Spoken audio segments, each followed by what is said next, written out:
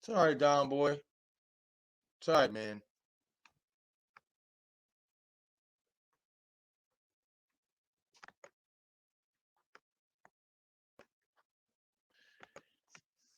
Look ahead to conference championship weekend.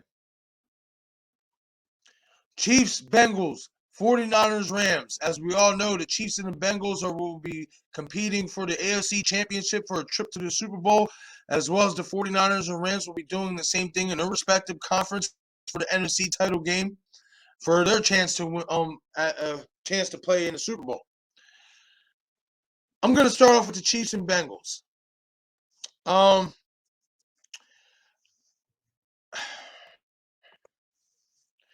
I feel like it's all but certain the Chiefs are expected to win this game. I think they should win this game based on experience being in this magnitude of a game for 4 straight years. Um, Obviously the team they have. Excuse me. Now we'll say this. It's going to be interesting to see what's going on with Tyrann Mathieu if he'll play in this game. I think that could be a key blow if he doesn't play in this game to Kansas City secondary. And I think it will open up opportunities for Cincinnati's passing game to, flourish. But if I'm Cincinnati, I'm running Joe Mixon all night long. And this is why I say this. And I feel like teams have gotten away from this from the Chiefs. It's just running it down their throats. Granted, the Chiefs have gotten better, stopping the run and playing better defensively in the second half of the year, especially since they got Melvin Ingram. But I feel like if you just go at them, just run at them, wear that defense down. Their secondary is still not that great. It just isn't, especially if Tyrann Mathieu isn't in the game. I feel like if I'm Cincinnati, Joe Mixon has to touch the ball 20-plus times to have a chance to win this game. Wear that defense out. Keep Mahomes off of the field. But most importantly, those drives that you are milking the clock and moving the ball down the field, turn them into touchdowns. You can't settle for field goals against this team. You can't. You just can't. But if I'm the Cincinnati Bengals, I'm using a heavy dose of Joe Mixon. I just am. I would like to see Joe Mixon get 20, 25 touches coming out of the backfield in this game. I think that is the only shot, as if they run the ball, chew clock, keep Patrick Mahomes off the field, keep their defense rested, and capitalize and score touchdowns every possession that they have. Now on the Chiefs end, I think it's very important that we continue to see guys like Byron Pringle step up. I think it's almost all but certain now that Byron Pringle is the number 2 wide receiver there in Kansas City.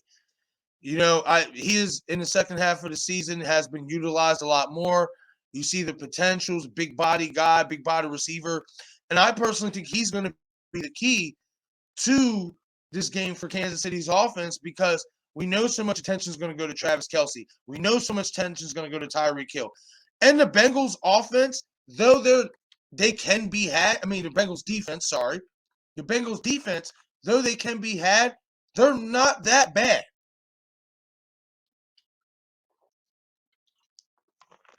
They're not that bad. They just can be had every so often.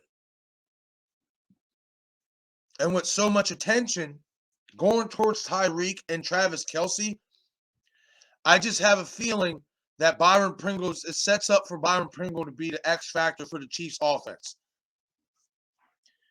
Now, granted, Tyreek Hill, if you watch what A.J. Brown did to the secondary of the Bengals last week, it's not to say that Tyreek Hill won't have a big game. He might. I just feel like the Bengals will be more prepared for that than they were last week, as opposed to with A.J. Brown. I feel like the Bengals defense was more worried about Julio Jones beating them than A.J. Brown. And fortunately for them, it worked out for them because A.J. Brown was smoking them. But I'm going with the Chiefs in this game.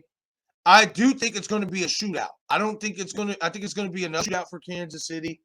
I don't think it's going to be a defensive battle like Cincinnati had last week. I think they'll definitely score more points.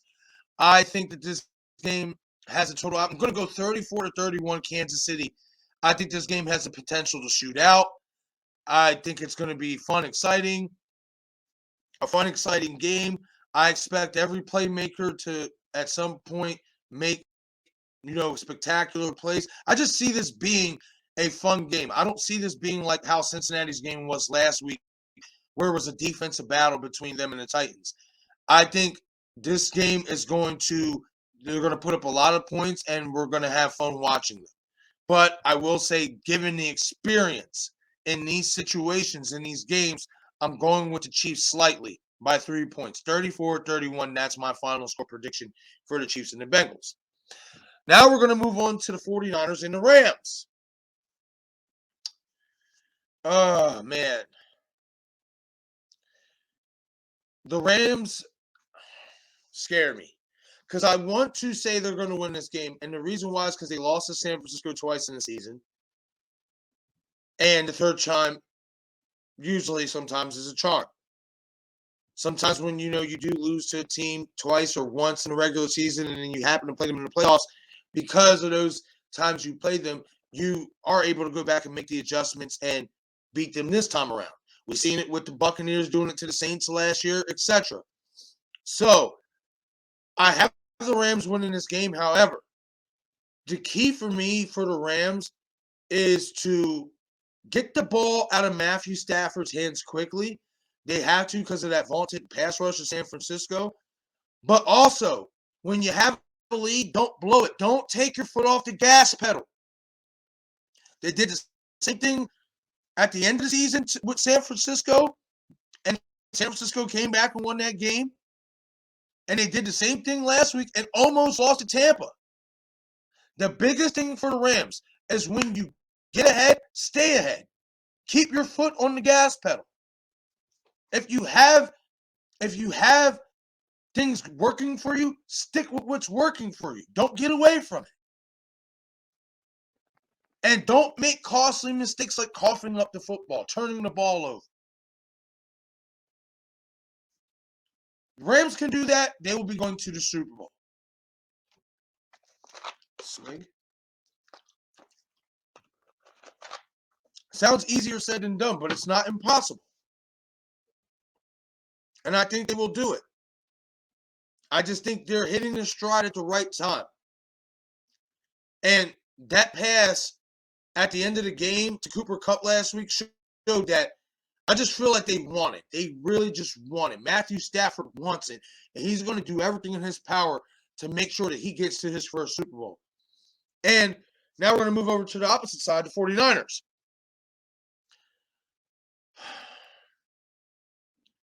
It's obviously their running game and their defense that has gotten them to this point. But I will say this, in order to win this game for the 49ers, Jimmy G has to play better. He has been fortunate to have 0 touchdowns and 2 interceptions in these playoffs and they're in this game. Jimmy G has to play better. He has to. They will not win this game if he goes for 180 or 200 something yards but no touchdowns and an interception. It will not work. They need Jimmy G to show up in this game. Jimmy G is going to be the X factor for the 49ers. Not the running game, not the defense. We know what that can do. We know what the running game to San Francisco. We know what the defense can do. We know what Deebo Samuel can do. This game for the San Francisco 49ers is going to solely come on the shoulders of their quarterback, Jimmy Garoppolo. He has to be the X factor. He has to be the guy that's going to put the ball in his hands and make the right decisions with the football. Because if he does not, they will not win this game. Especially that I feel the Rams' defense has gotten better. Granted, that's kind of that second half collapse, But granted, that was more of the offense coughing up the ball as well. Can't expect your defense to, remain productive when you're coughing up the ball, giving the opposing team short fields to work with, and then your defense got to keep going out there and keep going out there. But the Rams defense has gotten better. And I feel like they're going to if they shut down the run, Jimmy G is going to have to play the game of his life for the 49ers to win. Otherwise, I just don't feel like they will win this game. I don't. I just, especially being that this is your division rival, they know each other so well. I see this being a defensive battle. I don't see this being a high-scoring game. This is the defensive game that I think we're going to see. Not the other game. This is going to be the defensive game. I got this total score being 20-17 in favor of the Rams. I'm going with a lot of 3-point spreads here, but that's just how I feel. I feel like these games are going to be neck and neck. I just feel like one game is going to be higher scoring total, and the other one's going to be a low scoring affair. Given the situation that the Niners and Rams are division rivals, they play each other 2 times a year, so they know each other pretty well.